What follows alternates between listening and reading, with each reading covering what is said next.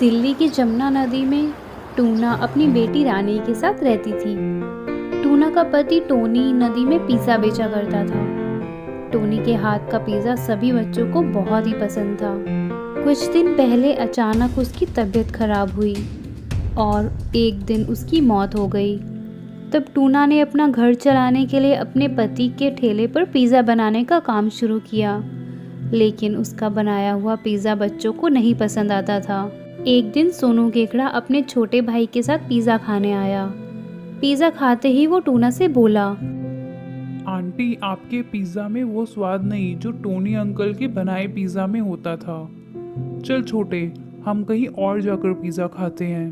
अरे बच्चों, मुझे बताओ तो सही, मेरे बनाए पिज़्ज़ा में क्या कमी है। हम आपको क्यों बताएं? आप खुद ही अपना पिज़्ज़ा खा के देख लो। इतना कहकर बच्चे पास वाले पिज़्ज़ा के ठेले पर पिज़्ज़ा खाने चले जाते हैं। जब शाम तक टूना का एक भी पिज़्ज़ा नहीं बिका तो दुखी मन से टूना वापस अपने घर चली जाती है।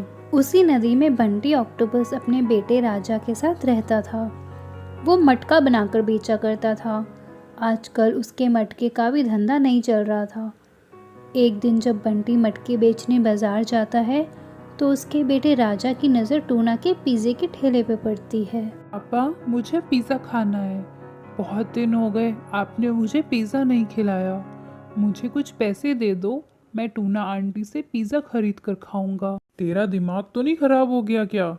सुबह से दोपहर हो गई, अभी तक एक भी मटका नहीं बिका। पता नहीं ये मटके बिकेंगे भी कि नहीं, और तुझे पिज़्ज़ा खाने की पड़ी है। मेरे पास इतने पैसे नहीं हैं।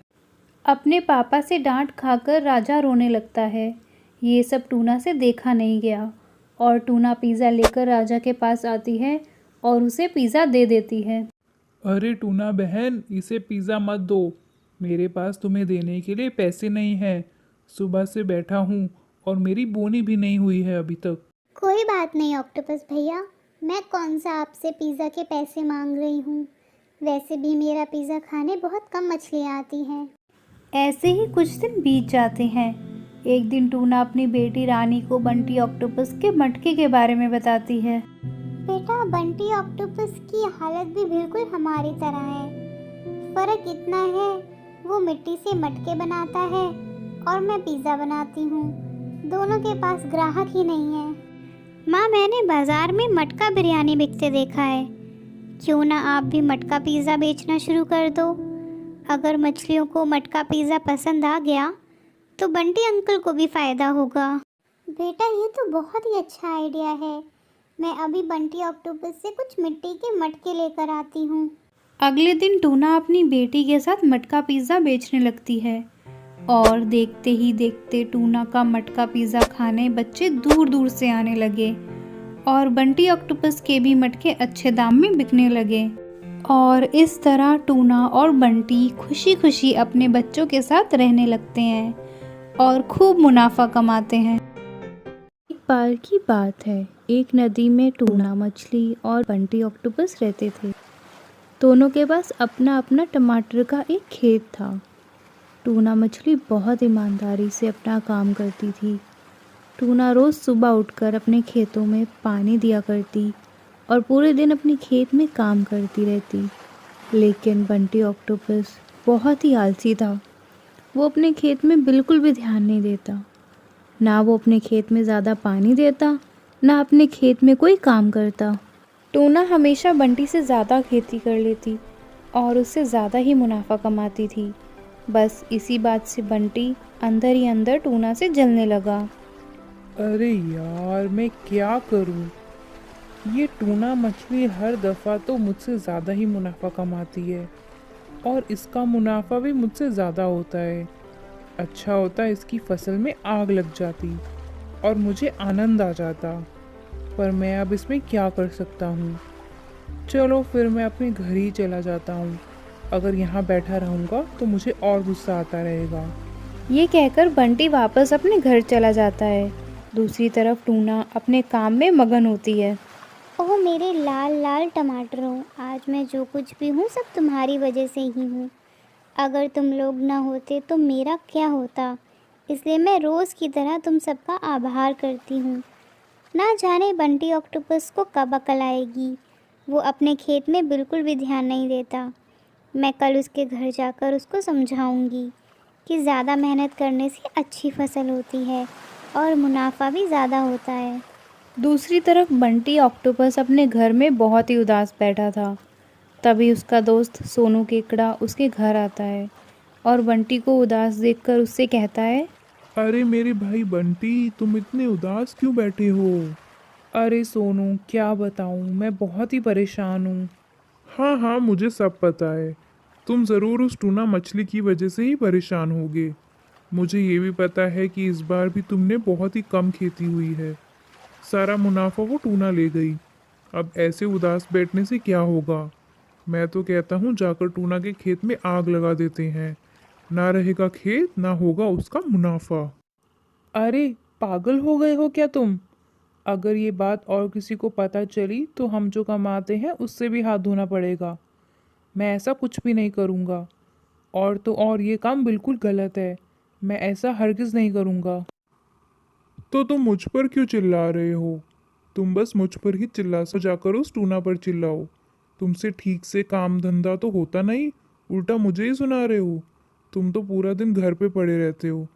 तुम्हारा खुद का तो काम में मन लगता नहीं, तभी तो तुम्हारी खेती ज़्यादा नहीं होती। और उस टूना को देखो, कितनी मेहनत करती है। और वैसे भी भलाई का तो ज़माना ही नहीं। मैं तो तुम्हारी भलाई के लिए ही बोल रहा था। मैं तो चला, तुम्हें जो करना है करो।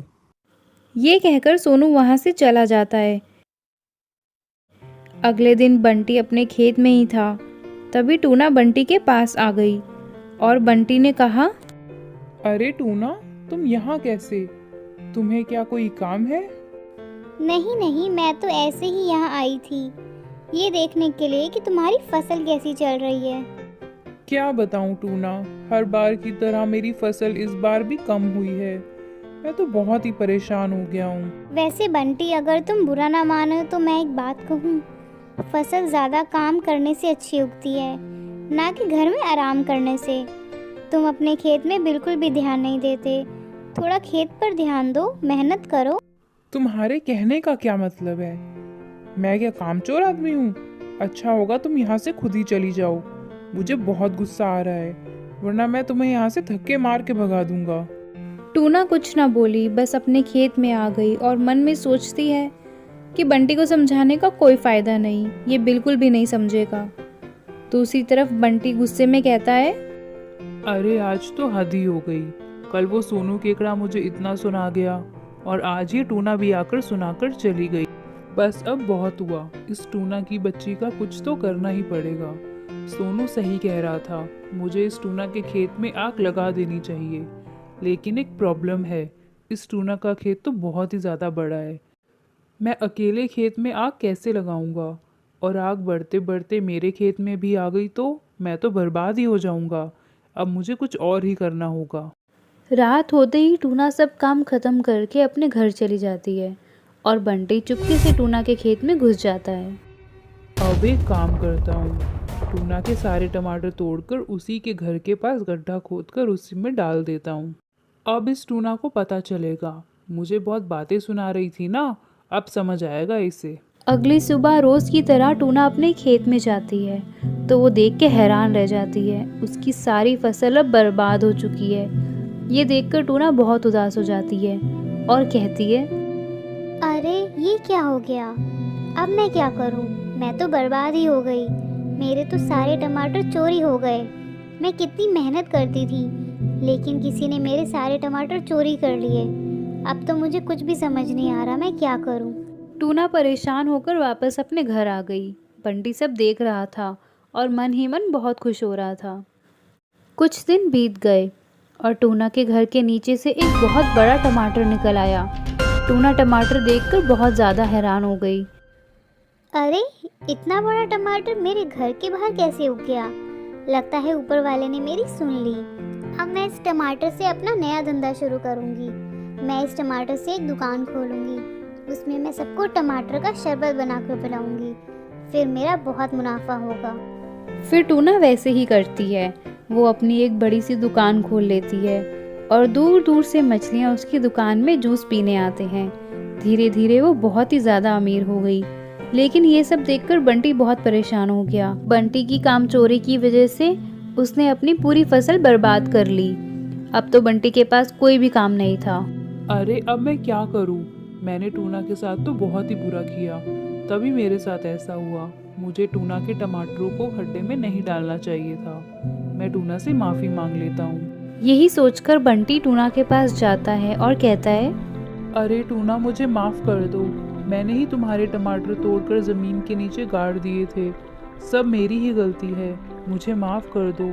मेरे पास आज तो खाने को भी नहीं है।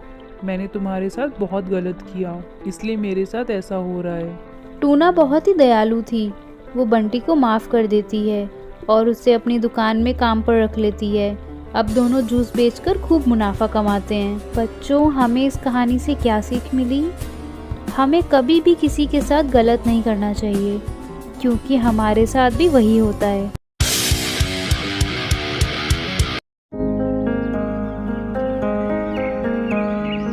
एक नदी में बंटी नाम का एक ऑक्टोपस रहता था। वह खाने पीने का शौकीन था। दिन भर में वह बहुत सारी चीज़ें खाया करता। जो कुछ भी वह खाता उसका छिलका या पेपर या पॉलीथिन सबको सड़क में यूं ही फेंक देता। वह इस बात का ध्यान नहीं रखता था कि उसके ऐसा करने से आसपास का इलाका गंदा होता है और छिलकों से कोई भी फिसलकर गिर सकता है। एक दिन बंटी ऑक्टोपस को ऐसा करते देख सोनू केकड़ा उसे रास्ते में रोकता है और उससे कहता है, बंटी ऑक्टोपस, तुम इस केले के छिलके को ऐसे क्यों फेंक रहे हो? सड़क पर इससे कोई फिसल कर गिर जाएगा और इससे हमारे आसपास की जगह भी तो गंदी होती है। हमें कूड़ा कचरा डस्टबिन में ही डालना चाहिए। क्या तुम्हें स्कूल में ये सब नहीं सिखाया गया था? बंटी ऑक्टोपस ने सोनू केकड़ा की बात पर ध्यान नहीं दिया, बल्कि उल्टा उसके साथ मजाक करने लगा और कहा, नहीं, मैं तो कभी स्कूल ही नहीं गया। हा हा हा हा हा। बंटी ऑक्टोपस हंसकर वहां से चला गया। लेकिन जब वो शाम को अपने घर की ओर वापस लौट रहा था, तब सोनू केकड़ा अपने दोस्तों के साथ एक चाय की दुकान में बैठा था। सोनू केकड़ा को देखकर बंटी ऑक्टोपस मुस्कुरा रहा था कि तभी अचानक उसका पैर उस केले के छिलके पे पड़ा जिसे उसने सुबह फेंका था। केले के छिलके पर पैर पड़ते ही वह फिसलकर ज़ोर से गिर गया। उसको देख सोनू और उसके दोस्त उस पर ज़ोर ज़ोर से हंसने लगे। फिर सोनू केकड़ा बंटी ऑक्टोपस के पास आकर उससे कहने लगा, क्यों बंटी ऑक्टोपस, मैंने कहा था ना कि कूड़ा कचरा यहाँ वहाँ नहीं फेंकना चाहिए। अब आया मजा? तो बच्चों, इस कहानी से हमें क्या सीखने को मिला? हमें हमेशा अपने आसपास का वातावरण साफ सुथरा रखना चाहिए और स्वच्छता को अपनी ज़िंदगी में इस तरह बसा लेना चाहिए कि वह आपकी आदत बन जाए। यदि कोई इंसान साफ नहीं होता तो वो हेल्दी नहीं होता।